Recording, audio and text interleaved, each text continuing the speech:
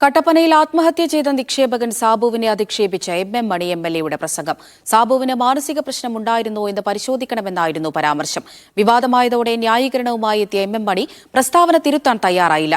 സാബുവിന്റെ നിക്ഷേപത്തുക society ഭരണസമിതി തിരികെ നൽകി. മറ്റെന്തെങ്കിലും മാനസിക പ്രശ്നമുണ്ടോ, വല്ല ചികിത്സയും ചെയ്തിരുന്നോ, അതിന് ഡോക്ടറെ സമീപിച്ചിരുന്നോ, ഇത്തരം കാര്യങ്ങളൊക്കെ പരിശോധിക്കേണ്ടതാണ്. അതുകൊണ്ട് അദ്ദേഹം ആത്മഹത്യ ചെയ്തതിൻ്റെ പാവമാരെല്ലാം ഞങ്ങളുടെ തലയിലേക്ക് കെട്ടിവെച്ച് ഞങ്ങളുടെ ബന്ധത്ത് കയറാൻ വന്നാൽ അതൊന്നും ഞങ്ങളുടെ അടുത്ത് ചെലവാകില്ല. സാബുവിനെ ഭീഷണിപ്പെടുത്തിയ CPM ജില്ലാ കമ്മിറ്റി അംഗവും ബാങ്ക് മുൻ പ്രസിഡന്റുമായ VR സജി, ആത്മഹത്യാക്കുറിപ്പിൽ പേരുള്ള secretary Reji, senior clerk Sujamol, junior clerk Binoy എന്നിവർക്കെതിരെ നടപടി വേണമെന്നായിരുന്നു കുടുംബത്തിന്റെ അടക്കം ആവശ്യം. ആത്മഹത്യാ പ്രേരണ കുറ്റം ചുമത്തിയ ജീവനക്കാരെ സസ്പെൻഡ് ചെയ്തെങ്കിലും VR സജിയെ പൂർണ്ണമായി സംരക്ഷിക്കുകയാണ് പാർട്ടി നേതൃത്വം. അതൊന്നുകൂടി ഊട്ടിയുറപ്പിക്കുന്നതാണ് എം മണിയുടെ വാക്കുകൾ.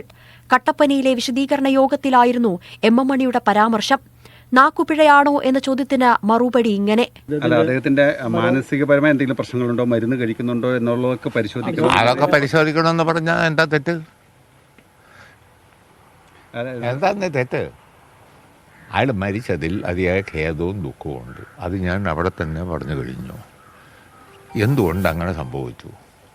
അയാൾക്ക് എന്തെങ്കിലും ഭീഷണി ഉണ്ടായിരുന്നോ, അഥവാ മാനസിക പ്രശ്നമുണ്ടോ എന്നുള്ളത് അടക്കം നോക്കേണ്ടതാണ് നിയമത്തിൻ്റെ മുമ്പിൽ, വേണ്ടേ?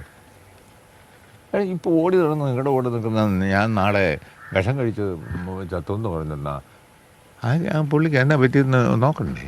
ഇതിനിടെ ഇന്നലെ സാബുവിന്റെ വീട്ടിലെത്തിയ ഭരണസമിതി അംഗങ്ങൾ 14,59,940 രൂപ കുടുംബാംഗങ്ങൾക്ക് കൈമാറി. കേസ് അന്വേഷിക്കുന്ന പ്രത്യേക സംഘം VR സജിയുടെ മൊഴി രേഖപ്പെടുത്തിയെങ്കിലും തുടർ നടപടികൾ വൈകുകയാണ്. മീഡിയ 1 ഇടുക്കി.